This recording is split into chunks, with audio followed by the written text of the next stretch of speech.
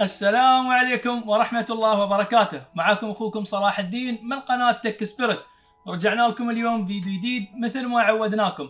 اليوم إن شاء الله الفيديو بيكون مختلف، بيكون هو عبارة عن تجميعة اقتصادية، ولكن أنا ما عندي القطع ولا بجمع الكمبيوتر عشان ما تقولون قصيت علينا. المهم التجميعة هاي بتكون عن طريق موقع أمازون. اللي بنسويه بندخل معاكم على موقع أمازون، بنعلمكم كيف تسوون إن شاء الله تجميعة اقتصادية بسعر ممتاز جدا.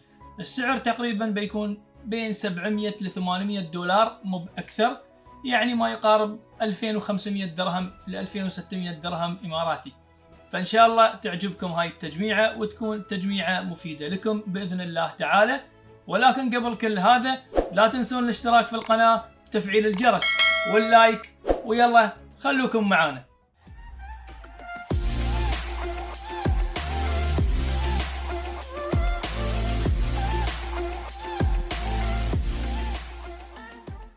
نقول بسم الله الرحمن الرحيم. نبدأ معاكم التجميع. أول شيء طبعا نفتح أي متصفح إنترنت، أنا بختار جوجل كروم مثل ما تشوفون. بعدين بروح على أمازون يو اي. أنا عايش في دولة الإمارات فأختار أمازون يو اي. كل واحد منكم يا شباب يتأكد أنه داخل على أمازون اللي يخص دولته أو اللي هو متعلق في دولته، وهذا طبعا أفضل لأنه بيحدد لكم شو المنتجات اللي موجودة عندكم في البلاد، ممكن أنه يشحن لكم إياها دايركت. وفي نفس الوقت لو كانت هاي المنتجات خارج الدولة موجودة مثلا في أمازون أمريكا، هل هاي المنتجات أمازون يقدر يشحن لكم إياها لدولتكم أو لا؟ لأن في بعض المنتجات من أمريكا تشحن وفي بعضها لا تشحن. تمام؟ فأنا طبعا حددت التجميعة بتكون إن شاء الله من AMD. حددت أنا بعض القطع مثل ما تشوفون معانا، حطيتها في السلة، وهاي هي القطع أمامكم على الشاشة. عندنا المعالج اللي هو الرايزن 3 3200 جي. هذا طبعا المعالج يجي فيه بلت ان جرافيكس كارد أو كارت شاشة. بعدين عندنا المذر بورد اللي هي من جيجا بايت الأورس B450 إليت. صراحة المذر بورد هذا ممتاز، أنا استخدمته لفترة طويلة وممتاز ما عليه أي كلام. عندكم الإكس اف اكس الراديون RX 580. أنا استخدمت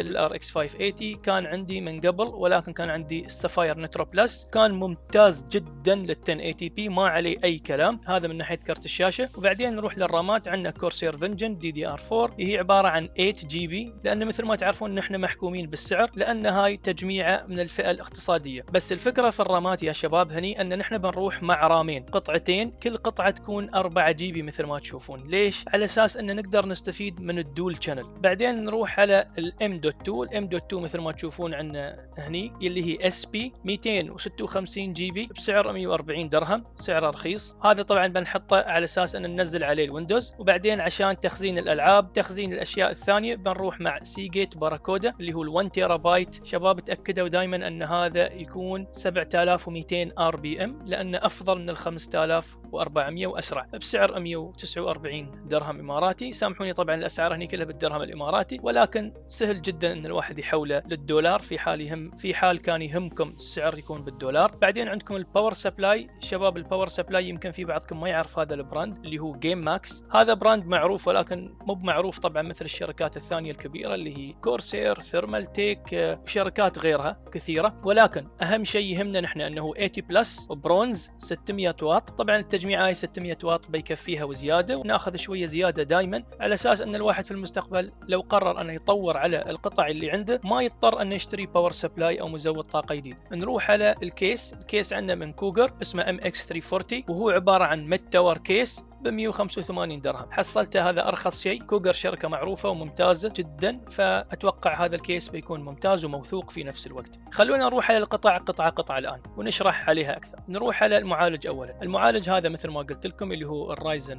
3 3200 جي. هو عباره عن 4 انويه و4 مسارات مثل ما تشوفون معانا. في نفس الوقت قلت لكم ان هذا في كرت شاشه او بلت ان جي بي يو. هو عباره عن 8 كور. البيسك لوك ماله 3.6 جيجا هرتز، والماكس بوست ماله يوصل ل 4 جيجا هرتز، وهذا شيء ممتاز صراحه. طبعا يا جماعه هذا افضل من معالجات انتل الاي 3 اللي هي الجيل التاسع او الجيل الثامن. مثل ما تشوفون هنا 400 درهم زائد 10 دراهم شحن، مبلغ ممتاز جدا او سعر ممتاز جدا مقابل اداء. هذا هو كان المعالج بشكل عام. والجميل في هالمعالجات معالجات AMD صراحه ان توفر على الواحد موضوع المبرد. شوفوا المبرد يجي موجود مع المعالج نفسه، والمبرد هذا ترى اكثر من كافي بالنسبه للرايزن 3. الحين ننتقل للمذر بورد اللي هو من جيجا بايت B450 أوروس إليت. هذا المذر بورد يا جماعة عن تجربة شخصية، أنا استخدمته لفترة طويلة والمذر بورد ممتاز جدا بصراحة. أوروس بشكل عام جيجا بايت أوروس يسوون مذر بوردز ممتازة بصراحة. ومثل ما تشوفون أمامكم هني طبعا شريحة B450 تكون في المذر بورد. شريحة B450 حاليا من وجهة نظري هي أفضل شريحة ممكن أن الواحد يستثمر فيها من الفئة الاقتصادية أو في الفئة الاقتصادية من AMD، لأن هاي ممكن أنها تعيش معاكم لكذا سنة بدون أي مشاكل. حتى لو تبون تطورون في المستقبل على السيت اب مالكم او على الكمبيوتر مالكم ما بتواجهون اي مشاكل. مثل ما تشوفون هي تدعم طبعا الاي ام 4 سوكت الاي ام 4. عندكم هني الرامات في 4 رامات وهذا شيء ممتاز، تقدرون تستفيدون من الدول شانل. في نفس الوقت الرامات هاي تدعم ل 64 جي بي رام، وفي نفس الوقت تدعم سرعات اكثر من 3200 ميجا هرتز للرامات، وهذا طبعا شيء ممتاز لان مثل ما تعرفون AMD معالجات AMD تستفيد جدا من سرعات الرامات، فكل ما زادت سرعة الرامات كل ما استفاد المعالج اكثر. بعدين عندنا مثل ما تشوفون مكانين للجرافيكس كارد، وعندنا بعد مكانين للام دوت 2، عندنا هذا المكان وعندنا هذا المكان. شباب انا انصحكم تستفيدون من سرعات الام دوت 2 لانها فعلا تعطي سرعات اعلى بكثير من الاس اس دي العادي، وفي نفس الوقت حاليا اسعارهم مثل اسعار الاس اس دي العاديه، وهذا طبعا شيء ممتاز جدا. الحلو في المذر بورد بعد يدعم الار جي بي، هني عندكم الادرسبل ار جي بي مثل ما تشوفون، وعندكم بعد يدعم الار جي بي العادي اللي هو يكون الفور بن، وهذا شيء ممتاز. الواحد ممكن انه يستخدم الار جي بي مثل ما يحب. هذا كان المذر بورد بشكل عام. ننتقل الحين على الار اكس 580 اللي هو كرت الشاشه. اول شيء شباب احب اقول لكم ان الار اكس 580 انا بعد استخدمته وكنت استخدمه بالضبط مع البي 450، وبصراحه كانوا يعطوني اداء ممتاز، بس بعدين طبعا انا طورت لشيء افضل. فبالنسبه لل 1080 بي ما كنت اواجه اي مشاكل نهائيا، كنت اخذ فريمات عاليه، يعني 144 بكل بساطه تقدرون تحصلونها ما في اي مشاكل. انا ما استخدمت الاكس اف اكس بصراحه، انا استخدمت السفاير، كان عندي السفاير نترو بلس، ولكن الاكس اف اكس شركه معروفه ان عندهم بعد جرافيكس كارد ممتازه. ومثل ما تشوفون طبعا يدعم الاوفر كلوكينج، عندكم هني مثل ما تشوفون 1386 ميجا هرتز اوفر كلوكينج بلس، وعندكم هني 8 جي بي، وهذا شيء ممتاز يا شباب، لان في بعض الالعاب كرت الشاشه يحتاج انه يكون في رامات عاليه عشان يقدر يشغل الالعاب هاي. علشان هذا الكرت بيشغل لكم اي لعبه على 1080 بي بدون اي مشاكل نهائيا. هذا كان الكرت. ننتقل على اللي بعده. عندنا الرامات. هاي الرامات حصلتها بصراحه بسعر رخيص جدا، يعني شوفوا السعر بكام، 159 درهم 160 درهم خلينا نقول. شباب مثل ما تلاحظون هاي مكتوب عليها from outside UAE، from outside UAE يعني هاي من امريكا، بتنشحن من امازون امريكا، ولكن رغم شيء اقدر احطها. ليش؟ لان امازون امريكا بيوصلوا لي اياها للامارات، بتاخذ وقت، يعني شوفوا هني كاتبين من 12 ل 15 سبتمبر، يعني لين شهر 9، يعني تقريبا ماكسيمم خلال شهر، ولكن بالعاده خلال اسبوعين تكون الاغراض واصله، على حسب طبعا تعاملي معاهم من سنين وخبرتي معاهم. المهم عندكم الكورسير فينجن DDR4 مثل ما تشوفون، هو عباره عن 2 كت رام 8 جي بي توتال، كل رام عبارة عن 4 جي بي، والسرعة مثل ما تشوفون هني معانا 3000 ميجا هرتز سي 16. شباب حاولوا انكم تاخذون دائما 3000 وفوق لو انتم تتعاملون مع رايزن، لان رايزن قلت لكم يستفيد جدا من السرعات العالية، فلا تاخذون اقل من 3000 لو انتم كنتوا تتعاملون مع رايزن. في حال كنتوا تتعاملون مع انتل فممكن انكم تاخذون سرعات اقل. المهم هذا هو الرام. ننتقل على اللي بعده، نروح على الام دوت 2. عندنا الام دوت 2 من شركة سيليكون باور، هو عبارة عن 256 جي بي، يدعم الجيل الثالث والرابع، واسعارهم ممتازه، يعني مثل ما تشوفون انتم كم سعره، 140 درهم زائد 10 دراهم شحن، يعني بصراحه ولا شيء يعتبر بالنسبه ل 256. عشان كذا انا قلت لكم شباب استفيدوا واستغلوا الام دوت 2 في الايام الحاليه هاي، لان الام دوت 2 NVMe نزلت اسعارهم خلاص، صارت اسعارهم مقاربه جدا لاسعار الاس اس دي العاديه. يعني دليل على كلامي، شوفوا عندكم هذا الكنغستون، هذا اس اس دي عادي، فتحنا عليه عباره عن 480 جي بي. خلونا نروح على ال 240. شوفوا ال 240 قيمته 114 درهم، يعني انتم لو بتقارنون بالدرهم الحين الفرق 35 درهم، ولكن فكروا فيها شباب، الاس اس دي العادي هذا يعطيكم سرعه ماكسيمم 550 ام بي سرعه قراءه، بينما شوفوا الحين معانا الام دوت 2 الان في ام اي، شوفوا السرعه اللي يعطيكم اياها، يعطيكم 2200 ام بي في القراءه وسرعه 1600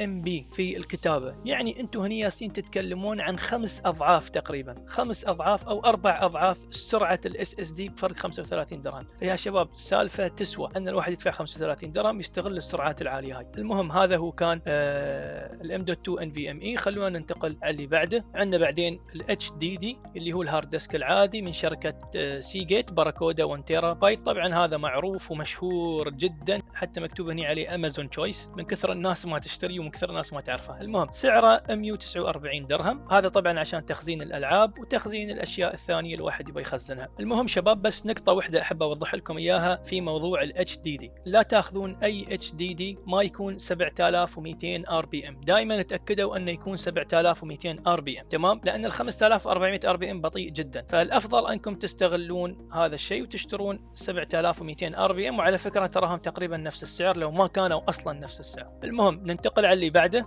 عندنا بعدين الباور سبلاي او مزود الطاقه جيم ماكس. هو عباره عن 80 بلس سيرتيفايد برونز 600 واط مثل ما تشوفون موديلر. وهذا شيء زين بعد على اساس ان الواحد يستخدم الكيبلات الاساسيه فقط، ما في داعي انه يستخدم كيبلات زياده لو ما يحتاج. هاي بعض الصور عنه. الكيبلات الاساسيه تكون اوريدي موصوله في الباور سبلاي، والكيبلات الاضافيه كلها تكون خارجيه، وهذا شيء زين يسهل علينا عمليه الكيبل مانجمنت. المهم نروح على اللي بعده. عندنا اخر شيء اللي هو الكيس اللي هو من شركه كوغر. الكيس صراحه شكله جميل مثل كأنه ألمنيوم اسود، ولكن ما اعرف بصراحه الألمنيوم او بلاستيك للامانه. المهم هذا هو شكل الكيس بشكل عام. عباره عن فل تور ويجيكم بمروحه وحده اتوقع. في مروحه هني لو تقدرون تشوفونها، فما اعرف لو في مروحه اماميه بعد، لان بعضهم يعطونكم مروحه اماميه ومروحه خلفيه، ولكن في مروحه وحده واتوقع هذا كافي حاليا كبدايه. ممكن الواحد يزيد مراوح في النهايه لو يحب بعدين. شوفوا كيف شكله جميل من داخل بعد، زجاج جانبي، فجميل الكيس. المهم وسعره رخيص جدا 185 درهم. هذه كانت التجميعه كلها بشكل عام، اتمنى تكونوا استفدتوا منها. المهم السعر النهائي كم طلع عندنا؟ طلع 2419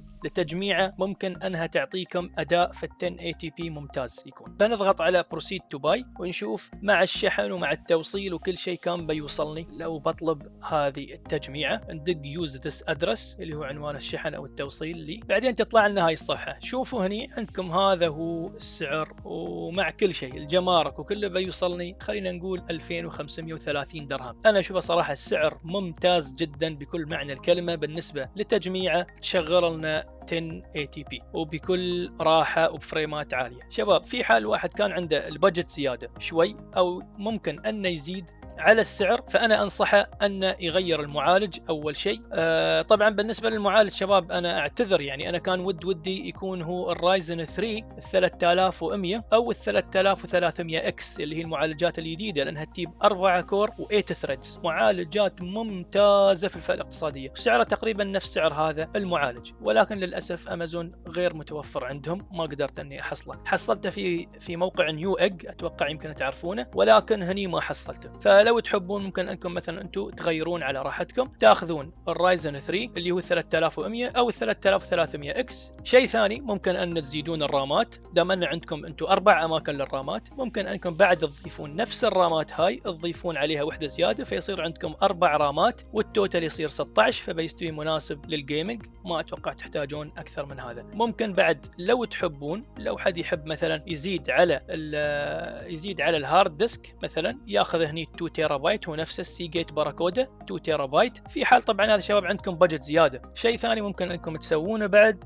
في حال تحبون تغيرون الكيس، يمكن انتم في كيس خاطركم فيه شكله حلو، تحبون الشكل الجمالي شوي، فممكن هذا بعد يضيف لكم شكل جمالي. وفي نفس الوقت بعد شباب دام ان الكيس ما في مراوح، ممكن انكم تضيفون مراوح. في عندكم هاي المراوح مثل ما تشوفون، هي عباره عن 5 مراوح من شركه اسمها اب هير. انا شفت عنه بعض الفيديوهات، انا ما جربت هالمراوح ولا اعرف عنها اي شيء، ولكن شفت عنها بعض الفيديوهات وبصراحه انعجبوا في ادائها وانعجبوا في الار جي بي وشكلها بشكل عام، وبسعر 170 درهم. فممكن ان نضيفها، لو نحط اد تو كارت نشوف كم بيطلع معانا. ضفناها مثل ما تشوفون على السله، فصار كان 2400 وشيء، صار 2500 وشيء، عرفتوا؟ بتعطيكم شكل جمالي وبتعطيكم تبريد افضل في الكيس. ها طبعا يا شباب في حال انتم تحبون، هذا شيء كله يرجع لكم، انا بس حاب اني اوضح لكم الامور هذه. فهذا كان كل شيء، اتمنى اني غطيت لكم كل شيء، وان شاء الله تكونوا استفدتوا من هذا الفيديو، وشكرا لكم جميعا على المتابعة. وهاي هي تجميعتنا لليوم معاكم. هي عبارة عن تجميعة بسيطة رخيصة من الفئة الاقتصادية.